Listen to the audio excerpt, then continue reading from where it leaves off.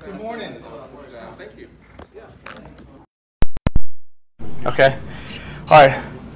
All that stuff about last week, I was just kidding. That was just April Fool. I didn't even think about it. A number of people come to me afterwards and say, "Is that what you were doing?" And I was like, "No, I'm not that creative to think about that." Although I did have a dream this morning. I was having to wait. I was waiting for Don Parker to call me, and I had to call Cat Country to tell Candy so much we appreciate her, and I'm sorry she was going to be leaving, but I had this dream that Andrew McKay was running for mayor, and somehow in between the dream, by the end of it, he had actually won mayor. So Andrew, congratulations. Best career move for you, but anyways, I did have a dream that you were in the fictional dream mayor category. I want to know.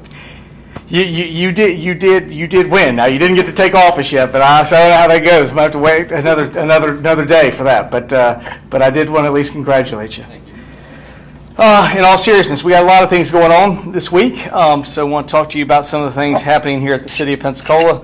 Glad to see Channel 3 back in place, and Dave, glad to have you back. So this is good. Hashtag Connector Project, we're looking for public input. The City of Pensacola invites the public to provide input on Phase 1 of the Downtown Hashtag Connector Project, which is a catalytic project supporting the city's goal to create a more connected public waterfront in Pensacola. The city is offering opportunities both in person and virtual. Virtual presentation discussion will be Tuesday, April 13th from 5:30 to 7. And there'll be an in-person open house Wednesday, April 14th from 5:30 to 7 at the Community Maritime Park Amphitheater behind Blue Wahoo Stadium right there at 301 West Main Street. All residents and business owners and stakeholders are encouraged to participate so they can learn about the project updates and share feedback that will inform the further developments on the project. Learn more by visiting cityofpensacola.com. City Council will be meeting this week. Today, Monday, April 5th, we will have a City Council agenda conference at 3:30, immediately followed by a Community Redevelopment Agency meeting on Thursday at 5:30. We will have the meeting will be taking place in the City Council chambers located on the first floor at 222 West Main Street. Again, the public will be invited to that meeting, but you will have to comply with the rules that we have. Big thing right now, FDOT Pensacola Bay Bridge update. Florida Department of Transportation contractors have completed demolition and pile driving efforts at Pier 70. So again, we did have a chance, Derek and I were going to talk a little bit about what we talked about. They were in town on, Kerry Harrell with DOT was in town on Wednesday, and then Thursday we had our meeting. In there, they showed that all of the pilings have been driven, which is probably the most significant challenge you have in timing wise, because it's underwater. Things can take, it's unforeseen, it can take much longer. The good news is, what they explained to us is there's really only, they have to do one trophy, which is the thing they set on top that has the big Y that holds the stuff. There's one trophy that needs to be installed for, and I think 8 beams is all that has to be done for us to get up and running with a. Now there's some decking work, but that's not very difficult. But there's one trophy and 8 beams. So I mean, I was optimistic. Again, I told them I've only learned bridge engineering for the last 6 months that this project's been going on. But based on what I've seen before and what they've been able to do, and again their own accomplishment rates. Those are things they could be done certainly by the certainly by the end of this month. But they were very cautious in saying a variety of things have to happen. They also have to figure out how to keep the 2 lanes safe. The good news is there were only 5 trophies that were needed for the entire 4 lane to be set. All the pilings have been done, and then there were the beams. The beams do, it's not as significant as other work, but it does require certain wind loads. They can't get out and do the beams.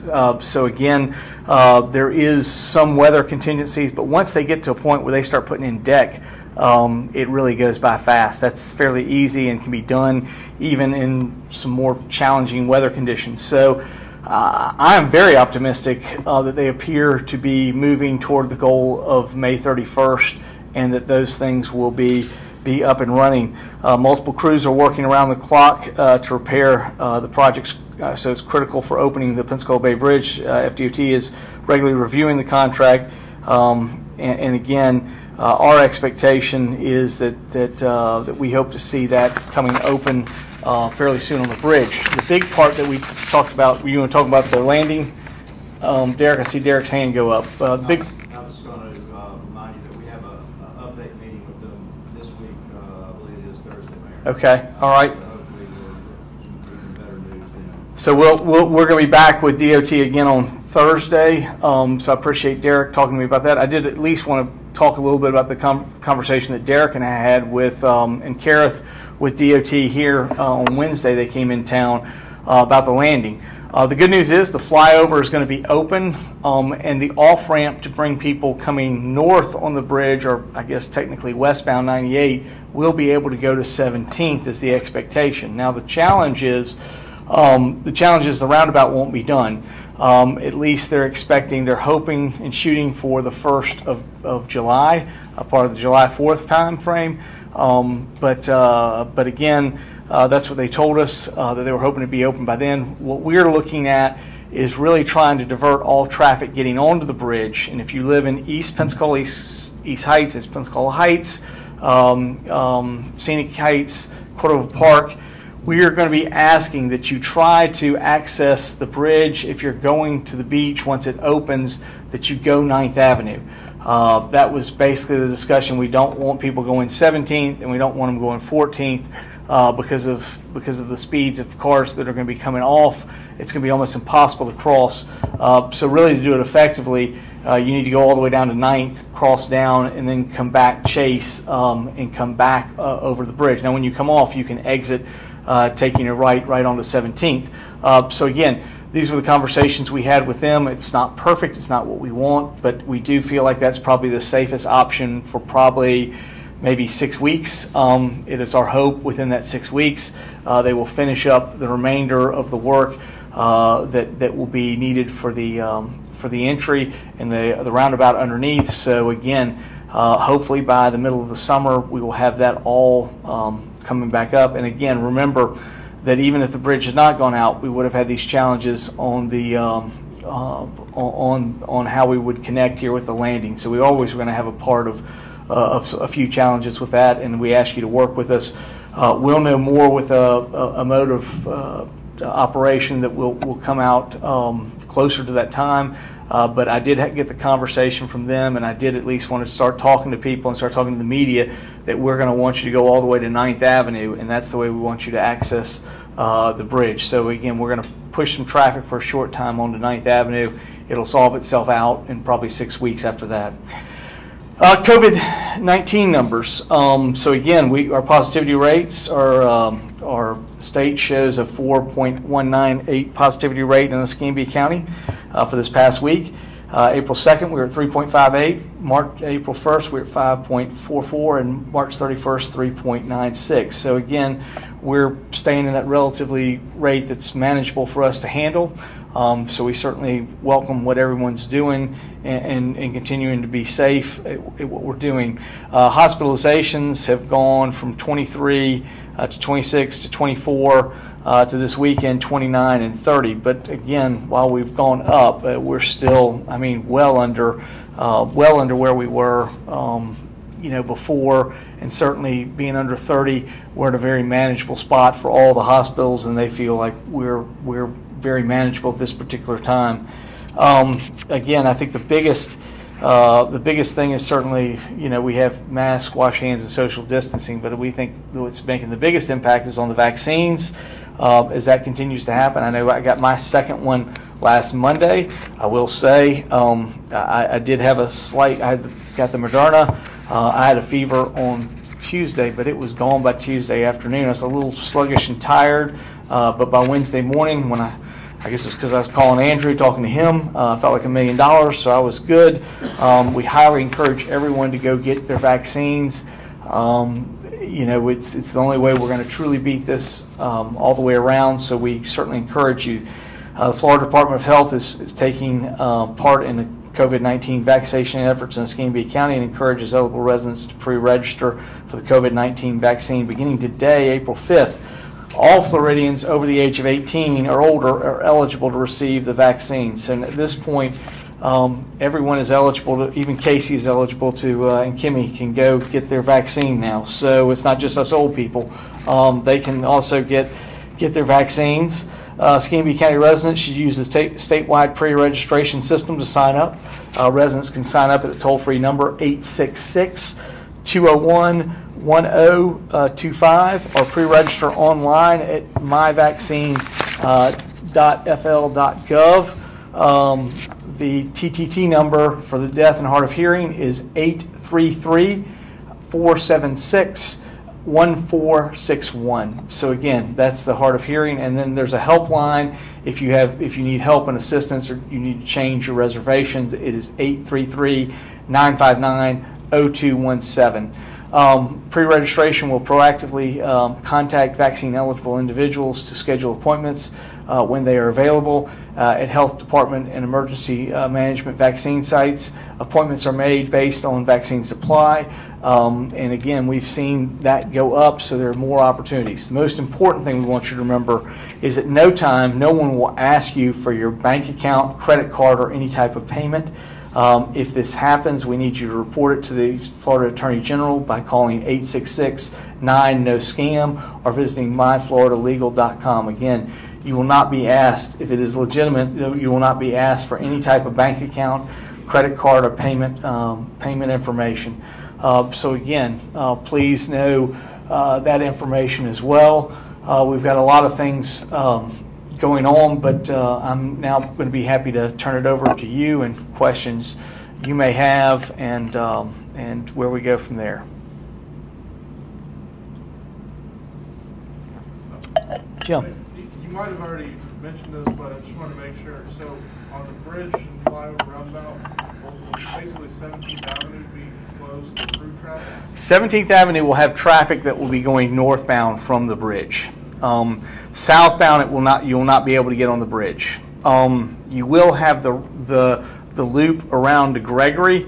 However, we are trying to discourage as many people from taking that as possible because of the traffic coming on, and there's no longer a stoplight anymore, and so that traffic will come right over will come straight over the flyover and come right into downtown. And so again, that's also why with no light, we're not encouraging people to take 14th. We're encouraging people to go all the way to 9th Avenue and come down and come that route. We feel like that's the safest route and will be the most effective. We realize it's a little bit longer, but we believe it will be much more effective in moving everyone to where we need to go. And again, we expect that, Jim, for probably 6 to 8 weeks is what we're looking at this particular time. So, you know, we're hoping it's going to be more on the 6th side. That'd be a lot better. What are your initial reactions to the final report out by the Citizens Police Advisory Committee? We're looking to implement as we have. There are a few things in the report that we indicated were things that we felt were, you know, they need to be determined by the voters, the Florida voters, and those were things that we were very clear in our communication that we appreciate the input, but we did not think those were things where we were going to do. If the Florida voters want to do that, we will comply with whatever happens, and then, you know, we'll be moving forward. Most everything, I think, even in I haven't seen the final version, but the draft version I showed Casey showed that we've already done several of the things, and we're in the process of doing the other. There were a couple of ones that we're going to take some budget. The reason we wanted the report done now, I think this weekend perhaps, the biggest thing that's going on this week is we will be having hundreds of budget meetings. So some of those budgets will be talking about police, and we will be looking to implement, and I see our acting chief, Chrisman, in the back, and I'm sure we'll be working with him to address some of those issues in the police budget, but that'll all be happening this week. Is there anything in the report that wasn't included that you would like to have been? Well, I only saw the draft report. I haven't seen the final report. I understand there were a couple of things from the meeting that they wanted to do, so I have not seen the final report. But at least what I saw in the draft report, we're moving forward. And the only thing that I think that was inconsistent were those things that were inconsistent with Florida law that we had indicated those weren't going to be things. I mean, there's certainly issues for citizens to think about, and if that vote comes up, citizens can certainly evaluate it and vote how they feel. But from our standpoint, we're going to stick with existing Florida law. Jeremy. My understanding is we're in the process. I got a text from Keith over the weekend that the group was working to whittle down those numbers to probably about 9 or 8 or 9 that would be invited for interviews here. 8, 9, 10. So whatever that number ends up at, somewhere in that ballpark. They are still doing that. Hope to have that done here very shortly and begin to set up interviews for those individuals. Those will probably be interviews with a team that will be done via Teams or some method like that. It's when we whittle down from there to the 3 to 4, 5 finalists that we would actually bring people into town. The expectation, we're still trying to shoot by hopefully the end of the month and make that. Dave. Are you concerned in any way the controversy surrounding Congressman Gates could throw a wrench into Pensacola's relationship with Washington? Man, there were a lot of questions I've been asked about Matt Gates. I hadn't been asked that one yet. I think we'll work very hard. I would say, obviously, Matt was very significantly influential with the last administration, so some of those things have changed in this administration. He certainly has been there for a number of times, has established himself, and is certainly, we've worked with him on some of the things that we've been trying to initiate. We don't always agree with Matt, but that's typical of everything. At the end of the day, we'll see what happens. I think probably the more significant issue happened at the change of administration. I think that was where probably Matt had significantly better influence with the prior administration than the current one. We'll certainly go from there. I've been discussing about trying to get back up to DC and when they're going to open up, and we really do have several agencies we'd like to talk with about some different things and initiatives that we're working with. So looking for something hopefully by the end of the summer, and possibly getting together and going back up there again. It's been some time, obviously, with it being on pretty much shutdown. It's also been interesting. You can't really go to Tallahassee. It's hard to see people over there. So it has been an interesting last 12 months in how we work both in DC and Tallahassee. I think from that standpoint, we'll keep working whatever we can. I'd like to think that even with the change in administration, we felt like we did relatively well. We have the funding that came out of, and I know it's not called CARES anymore, but for lack of a better reminder of the funding mechanism, local governments are going to be hopefully getting funding. We've been working, putting that together, our staff, putting together what we can do, have some good ideas, and we certainly are very happy that at least in this current Congress and administration, managed to include cities in that, and we think it will be more productive for us. We'll be able to update some of our facilities. In fact, you go to the county facilities, you see they have a lot of things implemented for COVID. We didn't get all the funding we asked for, so we are a little bit deficient in some of our facilities. So we have that planned. We have some other plans. We obviously have made it very clear. We've been talking about homeless. You'll see we have some money designated for that when we bring it to council. So at this point, we've been working on something. And the other part that was interesting is, unlike CARES, this funding can actually help you with any taxes that you lost, or you can show lost revenue over the last. We feel very fortunate. In some ways, we've done fairly well, but there are other places in sort of niche revenues, even local option sales tax, where we're down and project down for the next couple of years. So we will be able to use some of that to recapture shortfalls that we thought we would have had. So we hope to have that as soon as we sort of have a game plan for sure as to what we're going to get and know what's happening and get that to council. But we've already been thinking about it, already been deriving plans that we want to do, and very happy that we were remembered this time around, and cities were thought of and given an opportunity to receive some funding. If that seat comes open, would you consider a run? I've had a few people that have talked to me about that. I thought Matt must have been playing an April Fool's after I went one day, and then it was immediately it became all about Congress. You know, I've enjoyed my time in public service. I think I was trying to be very honest with y'all last week and what we've done in over 16 years. And while I'm flattered that many people have contacted me about Congress, in fact, many people have said this is why I was leaving it was all a plan. I had no idea that this was coming out on Tuesday with Matt, so it certainly was not planned. You know, the interesting part is my children, who couldn't wait for me to get out of local government fast enough, have actually said they both want me to run for Congress, but I'm not sure that's going to be enough to sway my wife and I in there. You know, and again, it's one of those things that it's come up before, and it just hadn't been what I wanted to do. I think I would try to be very clear.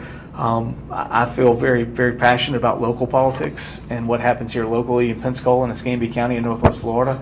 I feel like I've made a difference in those areas, and those are the areas where I really wanted to participate. And at this particular time, once I get to 16 years, that's going to feel like enough. So it's time for me to move aside and let Andrew come in and do what he needs to do.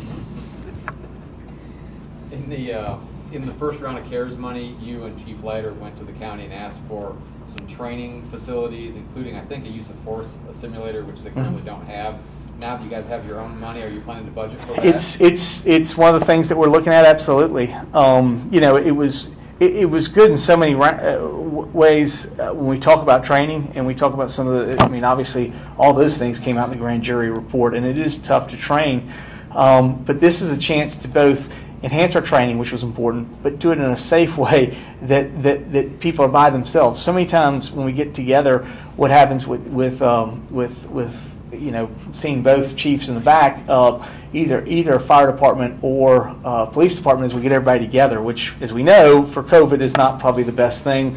If one person's sick, then we compromise a significant number of first responders. So in the beginning, we've been thinking about how do we train, but do it probably in smaller groups that are safer, that we could prevent from a contagious virus standpoint. So we absolutely, I think, have that coming in, and some of the other facility things that we've discussed.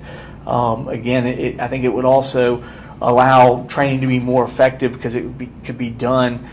You wouldn't have to pull so many people off the street to do it. You could do it in an easier setting, and again, much of what we need is we need to be making sure that we're investing in the most training we can.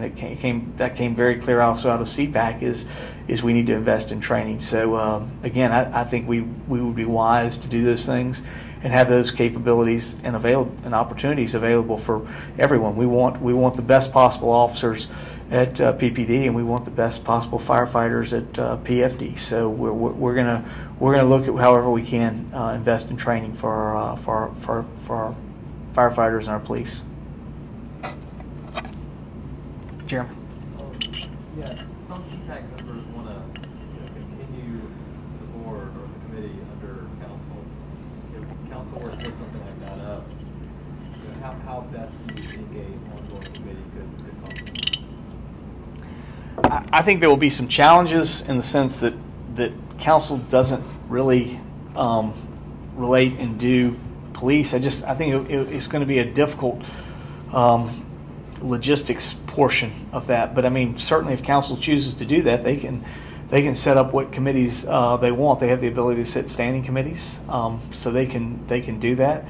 I mean, I'll remind you, it was council members that told us that we didn't have the right to leave a standing committee on there through the charter. So, you know, I'm sure there are some council members that are not looking to continue with this. So we'll just see what ends up happening with council, but they can certainly evaluate that. The biggest challenge is still going to be is from the court system and what's dealing with Florida law by judicial precedents. It's not going to allow them to do what they want to do and see in other states where they can discipline. I mean, that's not going to be a role that even in a city council role that they have, and that's going to be related to the laws in the state of Florida. Again, so many times we end up with things and we remind them that, you know, we don't control everything. I mean, it's not the United Cities of America, it's not the United Counties of America, it's the United States. So a lot of these things are handled at the state level, and that's why it can be a little bit different from state to state. But each state sets those priorities, and if you are interested in state government, we suggest that you not contact your county or your city, but you think about running for state legislature or contact your state legislators. It's probably much better and much easier for you. Things like 5G, I mean, again, we agree, we would love to see local control, but as long as the legislature is going to keep the current law, it's very difficult for us to get involved in those tactics and those practices. And what we would highly encourage is that some of these individuals who want to be involved at the state level begin to take it to the state level and not continue to call their cities and counties who really have no ability or reaction to work with it. That's always the challenge. Yes. The city council's meeting at the CRA this afternoon to talk about the tax incentive program for West Main. Is that a moot point at this point, or what's your? I think it's worth us looking at and working with. I think it would be, regardless of what happens, we clearly know it's an incentive, and so one way or another, the council needs to look at the program. It's very clear that other cities, Sarasota, Fort Myers, other cities across the state of Florida have already taken advantage of this. Again, this is an opportunity for you to reinvest in your area, and so it's more of a reinvestment area. Even though it operates somewhat like an E-date, it's not a tax forgiveness. It's much more of a reinvestment, and the only way you become eligible is by first putting in the investment. So. You know, from that standpoint, I think it's something that it's a tool. Other cities are using it. It would probably be wise for us to take a look at it and evaluate what we can. I know Amy Lavoie took a significant look at it and believes it's something that would be beneficial to us, even though you know, we have no pressing issue on it at this particular time. I mean, I think we put out the other day, the press conference, that we are no longer have anything on parcels 4 and 5. We obviously did have an individual in the last process, which was Inspired, which asked and said they had an interest in 4 and 5. But when we went and talked to the attorney, she said, well, even though they went through the process, you probably need to advertise again to make it legal. So from that standpoint, we're doing that. I did have a chance to get a text over the weekend from Emmett Smith, just wishing me a happy Easter. I told him happy Easter as well, and I hope there'll be some opportunities for us to work with them in the future. We'll see whatever happens. If they get if they move forward with that group, it would be interesting. I think they obviously had interest before. There was sort of a concern about how much it would take for the market to sort of absorb if they and Silver Hills were going at the same time, which I think was one of the reasons the last group moved forward with Silver Hills on a preference for 4 and 5.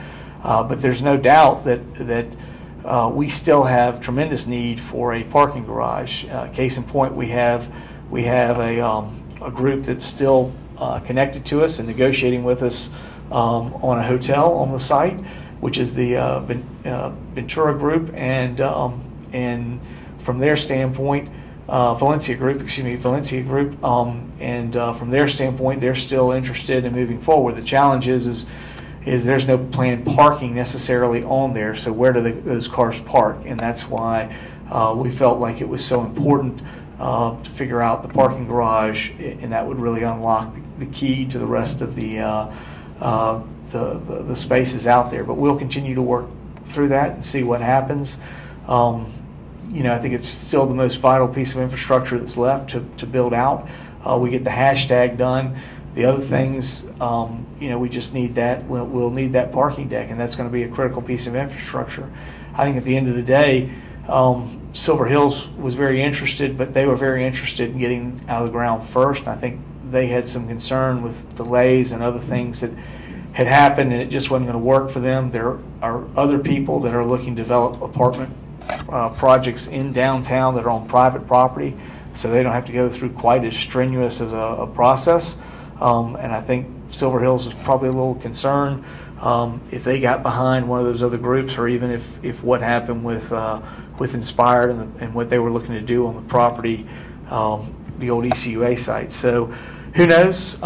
They may come back in the next 30 days and come forward and bring something. We'll see what happens. But we still need a parking garage there, a structured parking facility.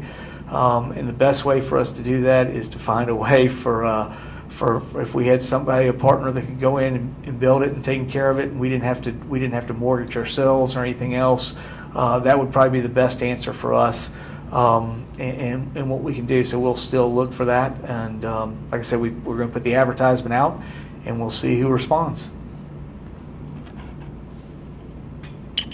A follow-up on that.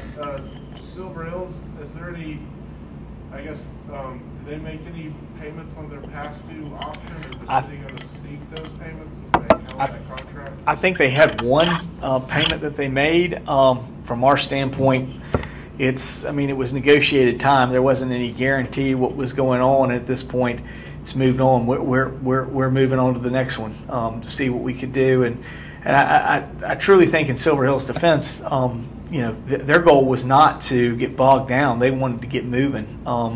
And we had some things that were challenging for us. And again, we try to explain to them that anytime you deal with a governmental entity that has only certain days and certain time periods for advertisement and dealing with the public, that's going to take some time. So, we certainly understand. It's one of those things that didn't work out. We'll move on to the next one. We understand they're moving on.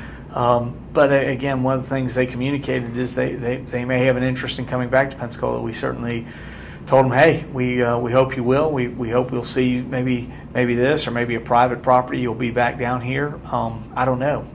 So we'll see what happens. There are several other pieces of private property that I know people are working on and trying to look at development in the downtown area. So we'll see. I mean, it continues to be, the main part that I see is the demand is still very strong for Pensacola. I've said this for over a year now, coming out of as we went into COVID, that I saw the demand for Pensacola as being significantly higher, and it's going to get higher for a variety of reasons. One, I think we proved, and it wasn't just Pensacola, I think all small, medium-sized cities proved to be more conducive to businesses all the way around than before. Had been much more thinking about large cities, and I think small to medium-sized cities have shown what they can do and position themselves well as we go forward in the future, and dealing with things like a pandemic and a variety of other issues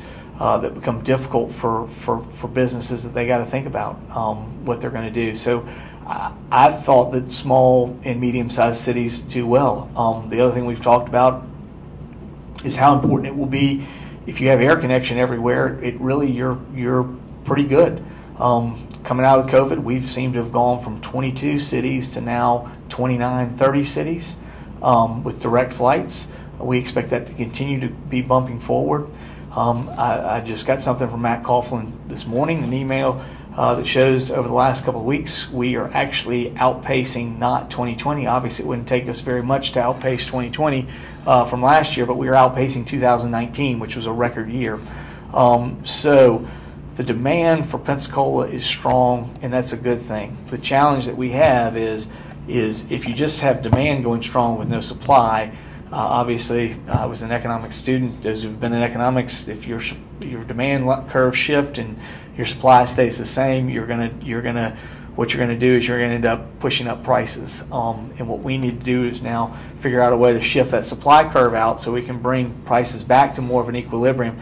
But that means we'll have significantly more units. And whether it's affordable housing that we're already trying to do, or whether it's just general housing, we need additional development happening at this particular time. If we are concerned about affordability in the city of Pensacola, that's the only way we're gonna move it, because the demand there's demand, and people are looking at Pensacola very favorably, the things we've done to create the kind of community we want to live in.